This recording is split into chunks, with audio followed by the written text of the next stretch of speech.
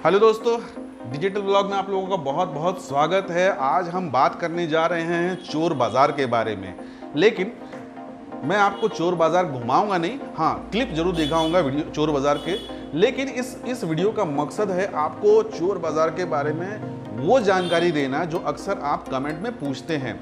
क्योंकि चोर बाज़ार को लेकर के बहुत लोगों के मन में सवाल होता है और बहुत तरह की शंकाएं होती हैं, बहुत तरह के डाउट होते हैं। कई बार लोग पहली बार वीडियो देख रहे होते हैं तो उनको अचानक से लगता है कि अरे ये क्या है, कैसे है। तो इसको लेकर के मैं आपको एक एक करके चीज़ें बताऊंगा। लोकेशन, टाइमिंग, दिन, क्या करना चाहिए, क्या नहीं करना चाहिए, किस तरह की चीज़ें हैं, ये सारी बातें मैं आपको बताऊंगा।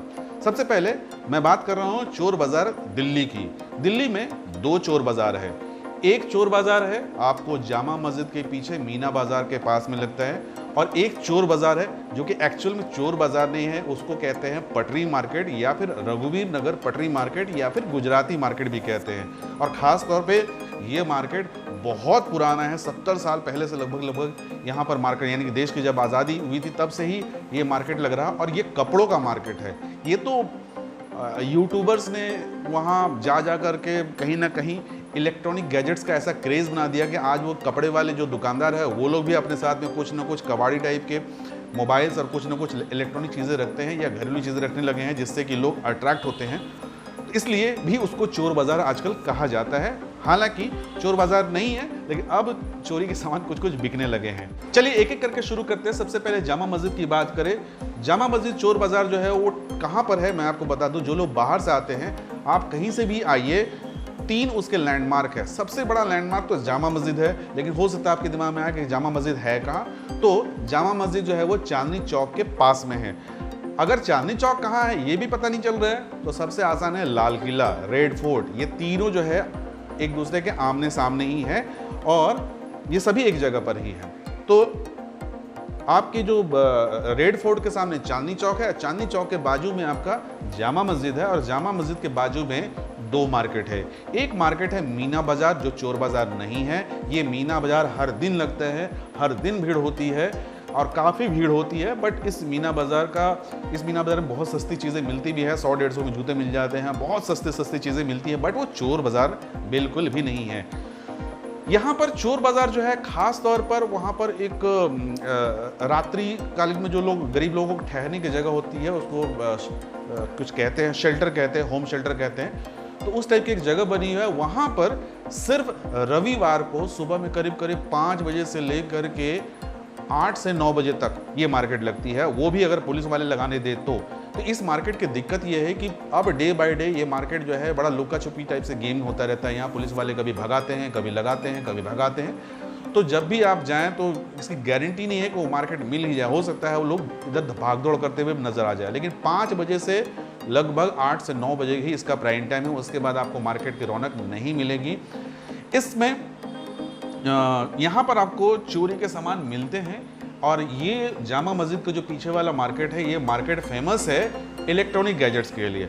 एक तो जूते आपको हर ब्रांड के हर तरह के मिलेंगे, लेकिन ये कॉपी होंगे। मे बी सेकेंड कॉपी हो, मे बी थर्ड कॉपी हो, फर्स्ट कॉपी शायद मैं नहीं कह सकता, बट वो आपके एक्सपर्टीज़ पर डिपेंड करता है। जो कि मैं भी बहुत बड़ा एक्सपर्ट नहीं हूँ, लेकिन जितने मैंने रिसर्च किया, चूँकि मैं दिल्ली में रहता हूँ और सिर्फ 15 मिनट की दूरी है दोनों चोर बाज़ार की मेरी, तो मैं हर संडे को अक्सर जाता हूँ तो मुझे आइडिया हो गया है। तो ये जूते जो है ब्रांडेड तो होते हैं, आप पहनेंगे तो कोई पहचान नहीं पाएगा कि ये ब्रांडेड है या अनब्रांडेड है। और इन जूतों का जो रेंज होता है वो 700-800 से शुरू होकर के ये 2500-3000 तक भी बेचते हैं। बाकी नेगोशिएशन करते भी हैं। दूसरे ब्लॉगर जैसा बताते हैं कि 100 रुपये में, 200 रुपये में, ऐसा नहीं होता है। वो लोग 100-200 नेगोशिएशन करते हैं, लेकिन ज़्यादा नेगोशिएशन नहीं करते हैं। तो वहाँ पर जूतों का मार्केट है और साथ साथ में आपको मोबाइल एक्सेसरीज़ के बहुत सारी चीज़ें मिल सकती हैं, चाहे पावर बैंक हो, ईयरफोन हो, हेडफोन हो, स्मार्ट वॉच हो, ऐसी चीज़ें जो मोबाइल से रिलेटेड है। इवन मोबाइल में मिलते हैं, लेकिन चोरी वाले मोबाइल जो है वो छुप छुपा के मिलते हैं और बहुत सावधानी से आपको ढूंढना पड़ता है। मिल भी जाएंगे तो मैं तो सजेस्ट नहीं करूँगा कि चोर बाज़ार से आप मोबाइल खरीदें, क्योंकि वो बहुत सस्ते वो भी नहीं देते हैं। एक नॉर्मल मोबाइल वो 5000, 6000, 7000, 8000 डिमांड करते हैं। जैसा कि ब्लॉग में दिखाया जाता है आईफोन 500 रुपये में आईफोन, ऐसा बिल्कुल नहीं है। बेवकूफ़ बनाते हैं। मेरे इस वीडियो से हो सकता है कई लोग नाराज़ भी हो जाए ब्लॉगर, लेकिन बेवकूफ़ बनाते हैं। मैंने एक वीडियो बनाया भी है, मैंने खुद ही उसमें एक्टिंग की थी। मोबाइल, मेरे साथी ने एक्टिंग की थी मोबाइल बेचने का, मैंने वीडियो बनाया था और वो वीडियो मेरा सबसे ज़्यादा चला भी था और मैंने उस वीडियो में बताया भी था कि ये नकली है और सिर्फ ऐसा दिखाने के लिए मैंने आप लोगों को किया था। तो वहाँ पर फर्जीवाड़ा बहुत होता है। चोरी का मोबाइल बिकता है लेकिन बहुत रेयर है, और अगर बिकता भी है तो बहुत रिस्क है। अगर आप दिल्ली के हैं वाले हैं तो अगर आप खरीदते हैं तो पुलिस का लफड़ा फिक्स्ड है, क्योंकि वहाँ पर अगर महंगे मोबाइल लेंगे तो महंगे मोबाइल जो है वो ट्रैक हो जाते हैं। तो बहुत संभल करके आप चोर बाज़ार में, किसी भी चोर बाज़ार में जब भी मोबाइल लेते हैं, लैपटॉप लेते हैं, तो इस बात का बहुत ध्यान रखिए। लैपटॉप भी मिलते हैं लेकिन लैपटॉप जो है वो भी रिसाइकल्ड लैपटॉप होते हैं, जो आपको नॉर्मल नेहरू प्लेस भी मिल जाएगा या फिर आपको लक्ष्मी नगर मार्केट में मिल जाएगा। तो ऐसे गैजेट्स को आप वहाँ चोर बाज़ार में खरीद करके क्यों अपना पैसा बर्बाद करेंगे। तीसरी चीज़ होती है वो है कपड़े। जामा मस्जिद वाले मार्केट में कपड़े मिलते हैं और सस्ते भी होते हैं, वो आप ले सकते हैं, लेकिन ब्रांडेड बोलते हैं, वो ब्रांडेड होता नहीं है। तो ब्रांड के चक्कर में मत पड़िएगा। घड़ियाँ मिल जाएंगे, चश्मे मिल जाएंगे, हेडफोन मिल जाएंगे, ये सब ब्रांडेड मिल सकते हैं। अगर सेकेंड हैंड पुरानी अगर आप ध्यान से देखेंगे तो मिल सकते हैं, दाम भी अच्छा खासा लेते हैं। मज़ा आएगा, एक से एक चीज़ें आपको देखने को मिलती हैं, तो लगता है ये भी खरीद लूँ वो भी खरीद लूँ, लेकिन खरीदते समय सावधानी जरूर बरतिएगा। और सबसे इम्पॉर्टेंट चीज़ है, किसी भी चोर बाज़ार में जाए तो अपना पर्स और अपना मोबाइल संभाल के रखिए, क्योंकि दिन दहाड़े वहाँ पर पॉकेटमारी हो जाती है और अक्सर वहाँ लड़ाई झगड़े होते रहते हैं और वो बड़े बेशरम होते हैं। आपका पॉकेट मार लेंगे और आप मानेंगे भी नहीं कि हाँ उन्होंने पॉकेट मार लिया। आप किससे लड़ते जाइएगा, आप कहीं बाहर से आए हुए हैं तो आप कितना लड़िएगा, पुलिस वाले भी आपको साथ नहीं देंगे, आप रिपोर्ट लिखाते जाइए, कोई नहीं आने वाला है, तो कुछ नहीं होने वाला है। तो बहुत संभल करके अपने पर्स और ये सब चीज़ों को रखिए। इसके बाद बात करते हैं पहुँचने के लिए जो सबसे नियरेस्ट मेट्रो है वो है आपका जामा मस्जिद ही।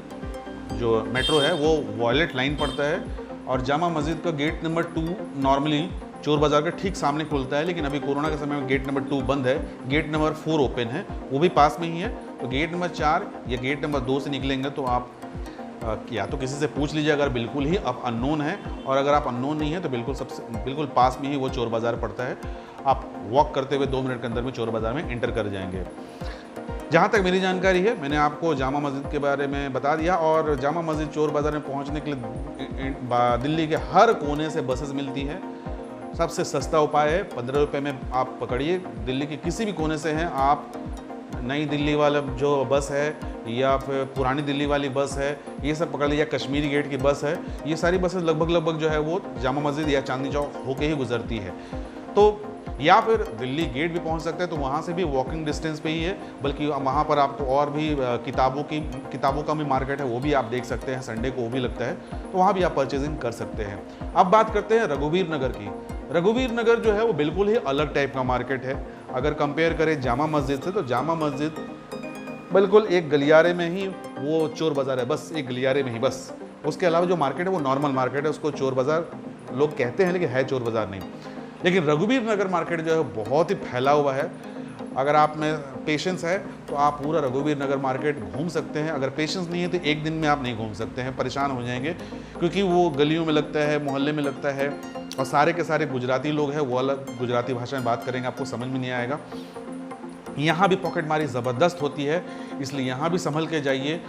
और ये कपड़ों का मार्केट है और यहाँ पर भी खुदरे कपड़े जो है वो कम, अक्सर बाहर।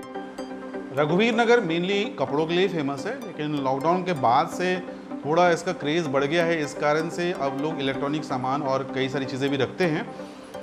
यहाँ पर मोबाइल आपको खुलेआम मिलेंगे, लेकिन नॉर्मली ये मोबाइल जो होते हैं सेकेंड हैंड मोबाइल होते हैं या फिर ज़्यादातर आउटडेटेड होते हैं। हालांकि आपकी किस्मत अच्छी रहे तो वीवो, ओप्पो, इस टाइप की कंपनीज़ के भी मोबाइल मिल जाते हैं, लेकिन वहाँ जा कर के बिना डॉक्यूमेंट का अगर आप 5,000 7,000 में मोबाइल खरीदते हैं तो समझदारी नहीं है बिना डॉक्यूमेंट का। नॉर्मली जो वहाँ मोबाइल मिलते हैं वो सेकेंड हैंड होते हैं, जो धड़ल्ले से मिलते हैं HTC, सोनी, सैमसंग, ये आउटडेटेड मोबाइल है जिसको आपने इस्तेमाल करके ऑलरेडी कई साल पहले फेंक दिया है, उसी मोबाइल को ये लोग यहाँ पर बेचते हैं। तो वो मोबाइल लेना भी जो है वो समझदारी नहीं है, बस एक आँखों का धोखा है। इंसान जब ब्लॉग में देखता है कि हाँ यहाँ बहुत सारा मोबाइल बिकता है और वो झूठ मूठ का जो दिखाते हैं कि 500 रुपये में आईफोन ले लिया, DSLR ले लिया, ये सब नाटक है। बहुत rare of the rarest case में हो सकता है आपको कोई एक आध पीस मिल भी जाए, ये आपके लक के ऊपर में है। लेकिन आपकी किस्मत अच्छी हो भी तो आईफोन या फिर कोई महंगा अगर आप मोबाइल खरीदते भी हैं तो वो भी आपको 500-1000 में नहीं देता है, वो 7000 8000 जैसा मॉडल है उसके हिसाब से उनको भी सब नॉलेज होता है कि पब्लिक किसके पीछे दीवानी होती है। खाली एक आईफोन का एप्पल का लोगो देख करके लोग पागल हो जाते हैं और उसी के पीछे बहुत भीड़ होती है, तो वो लोग भी दाम कम नहीं करते हैं।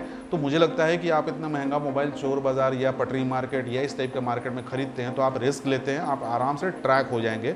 जिसका भी मोबाइल गुम होगा वो कभी भी नेटवर्क ऑन करके नहीं रखते, आप चेक भी कर लीजिएगा। रघुवीर नगर पहुंचने के लिए सबसे आसान जो सबसे नज़दीकी मेट्रो स्टेशन है वो है आपका राजौरी गार्डन या फिर Tagore garden, but Rajouri garden ज़्यादा नज़दीक है, दोनों ब्लू लाइन में पड़ते हैं। राजौरी गार्डन में जैसे उतरेंगे वहाँ पर आपको ई रिक्शा जो है वो मिल जाएगी घोड़े वाले मंदिर के लिए, या अलग अलग नाम से वो लोग बोलते हैं, ज़्यादातर वो घोड़े वाला मंदिर ही बोलते हैं। 10 रुपये आपको लगेगा। सीधा घोड़े वाले मंदिर पर जब वो ड्रॉप करेगा तो आपको खुद ही दिख जाएगा कि चारों तरफ जो हरियाली आपको नज़र आएगी दुकानों की, आपको समझ में आ जाएगा कि अब आप चौर बाजार में पहुंच गए हैं। रघुवीर नगर मार्केट हर दिन लगता है, लेकिन संडे को जो चीज़ आप ढूंढ रहे हैं वो सिर्फ संडे को लगता है, और वो भी सुबह 5 बजे से लेकर के लगभग 9 बजे तक, क्योंकि 9 बजे के बाद जो एक्चुअल दुकानें होती हैं वो दुकानें खुलनी शुरू हो जाती हैं। तो शटर जब खुलते तो उनके सामने ही वो लोग बैठते, तो उनको सफाई भी करके जानी होती है। तो सब कुछ कर करा करके लगभग 9 साढ़े 9 बजे धीरे धीरे पैकअप करना शुरू कर देते हैं। तो अगर आपको कभी रघुवीर नगर जाना हो तो 6 से 8 के बीच में जाइए, सबसे अच्छा टाइम होता है। 5 बजे भी जा सकते हैं, क्योंकि 5 बजे दिक्कत ये होगी कई दुकान खुलते ही नहीं है। तो 6 से 8 जो है वो मेन टाइम है। इस टाइम में आपको ज़्यादातर दुकानदार मिलेंगे, हर वैरायटी मिल जाएगी, हर तरह की चीज़ मिल जाएगी, एक से एक चीज़ मिलती है। यहाँ पर भी आपको एंटीक पीसेस मिल जाएंगे, घरेलू चीज़ें मिल जाएंगे, इलेक्ट्रॉनिक गैजेट्स मिल जाएंगे, हर चीज़ मिल जाएंगे। बस आपको अपने रिस्क पर चेक करना है और लेना है। उम्मीद करता हूँ कि मैंने दोनों चोर बाज़ार के बारे में आपको पूरी जानकारी दे दी है। अगर फिर भी मेरे से कोई जानकारी मिस हो गई है तो नीचे में आप कमेंट करके मेरे से पूछिए, मैं वैसे भी सभी लोगों को पूरे डिटेल में अक्सर जवाब देता हूँ। आज के लिए इतना ही, अगली वीडियो तक के लिए बाय बाय।